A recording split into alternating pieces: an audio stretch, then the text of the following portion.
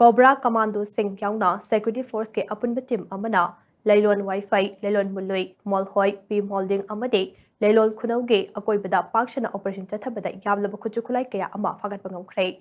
Operation Asiga Mari Lainana, Police Fangba Pau Umagimachung Ina, Khutlai Matik Chana Paiba, Militant Kara Lady Haibaki Akak Nama Pau Uma Fangbadake, Tha Asigi Kundake, Manipur Police, CRPF, RAF, Cobra Amade, Army Apun Betim Amana, Laylon Wi-Fi, Laylon Mului, Molhoi, P Molding Amade, Laylon Kunauge, Akoiba Mofam Singda Parks and Operation Zatake. Operation Adu Ngasi Fawa Zatakibane. Operation Aduda Khutlai Paiba Militant Sing Amade, combined team Anigi Marakta, Nomai Kamna Kibagi Taudo Toke. Operation Aduda single Amade double barrel rifle Taragataret, AK-47 rifle Ane, M4 carbine Ama, SLR rifle Ane, SKS rifle Ama, improvised sniper .303 rifle Ama Amade, SBL rifle Taraga Matui Fakapangam K.